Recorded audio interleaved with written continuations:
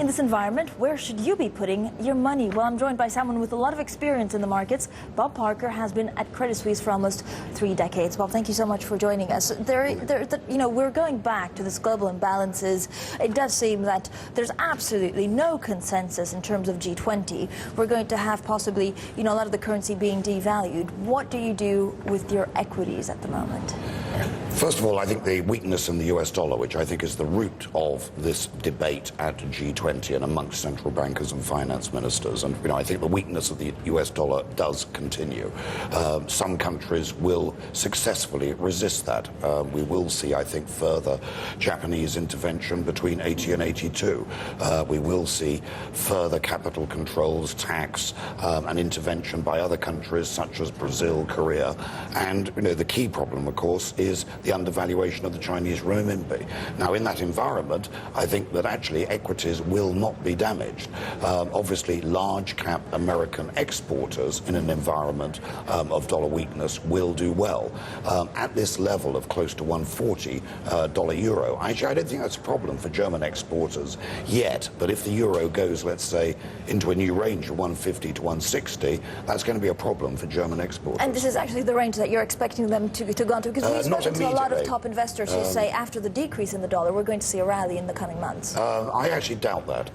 I think that you could see some stabilization in dollar-euro at current levels. If you look at the technical analysis, it's obvious that the euro is very overbought. So there is a short-term probability of a retracement in the euro, let's say to 135. But I think the trend over the next 3 to 6 months is further dollar weakness. Now, Bob, we also heard on Friday that we're looking at more quantitative easing from the United States. A lot of it is already priced in, but what do you expect, the U.S. equities to do? Are we going to go 10%, 15% higher?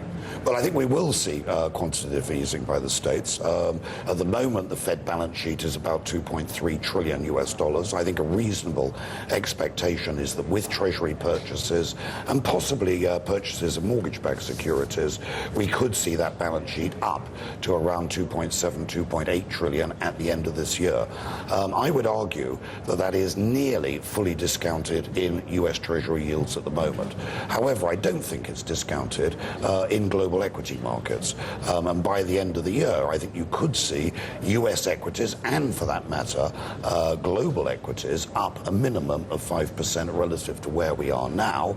I think the interesting question is that in that environment of QE by America, but also by Japan, possibly further QE by the Bank of England, will you see other equity markets higher? And I think actually emerging equity markets will actually outperform now. And I was going to ask you about currencies in the emerging markets. I mean, it took me through your ideal portfolio. You're happy with equities both in the US and Europe, but especially emerging markets. Well, yes, our favorite positions in global equity markets is emerging markets, and particularly those emerging markets which have underperformed this year, such as China, Brazil, and I think that you should also note that Russia is the cheapest market in the world at the moment, so I think small positions there.